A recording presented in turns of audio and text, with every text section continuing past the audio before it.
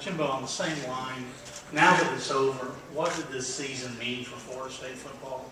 And what did this do as far as capping it off? See, people were about where you're not getting back. I think this season helped us get back as much as anything because it never faltered. I mean, you lost 3 games, you were 2-3. And this team, I said when I came out of the Wake Forest game, I said this, and there was a lot of doubters in this room because I saw the look on your face when I said it. When they hit the practice field on Monday, after we lost to Wake Forest and lost 3 games in a row, I said I knew we were going to have a good season because they hadn't changed one bit from when we were going to play Oklahoma to when we were going to play Duke that very next week. And I think they understood, part of growing as an organization is understanding and controlling all the things around the game, not the game, but the media, the expectation, the fan base. That's all part of growing up and understanding what you can control and what you can't control and what they have to do to stay focused and live in the moment. And I think they learned that this year. And I think from that moment on, I think this can maybe propel us better than if we had just a super season. So Marcus, can you talk about the fourth quarter? You guys got the lead, and then the defense, held them, didn't let them score again, and they even had the ball 1st and 10 at the 28 after the punt and the penalty, and then Terrence makes that interception. Just kind of talk about how you guys stepped up. I mean, you have a guy like Terrence Brooks, who's a great player. Like Coach Fisher said, we have depth on this defense, and you have to know that when this team is depending on you, you have to step up and make a play.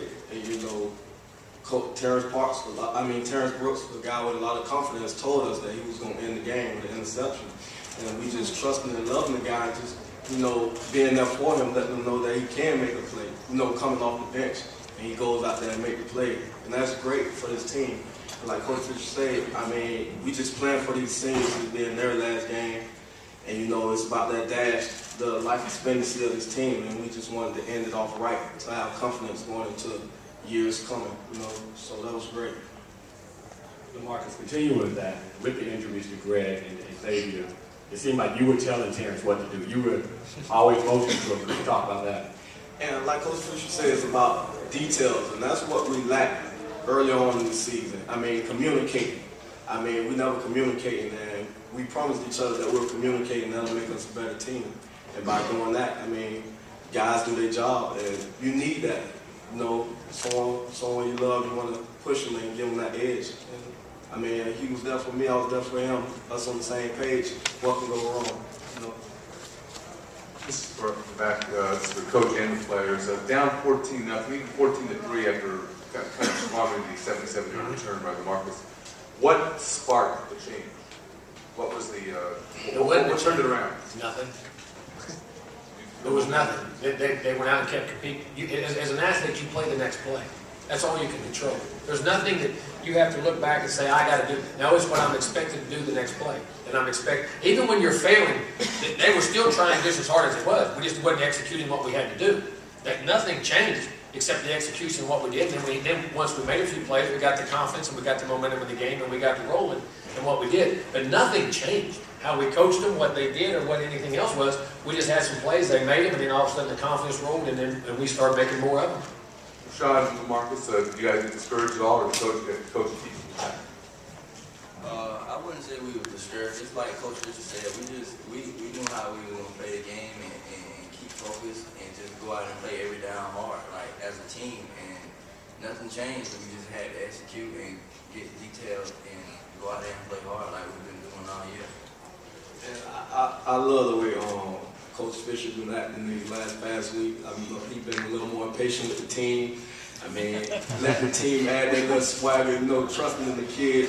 You love coaches like that. You're going to play for your coach when you have someone that love you and treat you no different from how he treat his children. I know, so, we just play for Coach Fisher and we play for each other.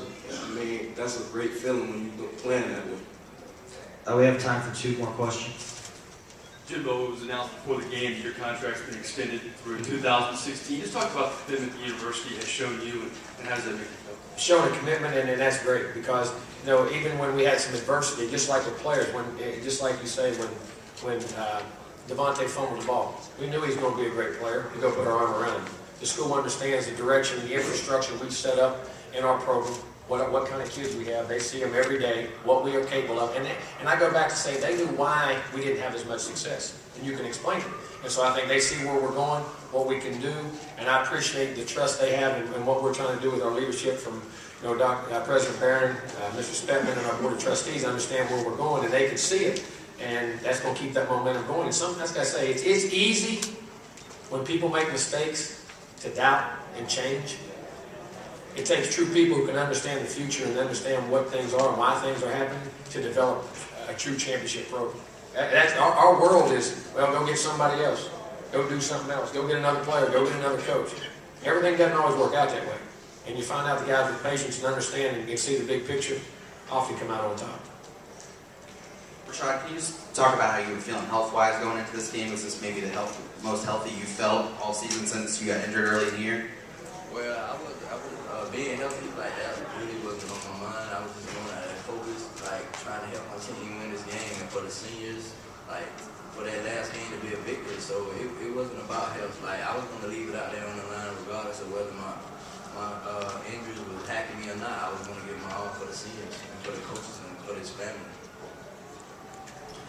All right, thank you, Coach. Congratulations. And we do have the FSU players available in the booth.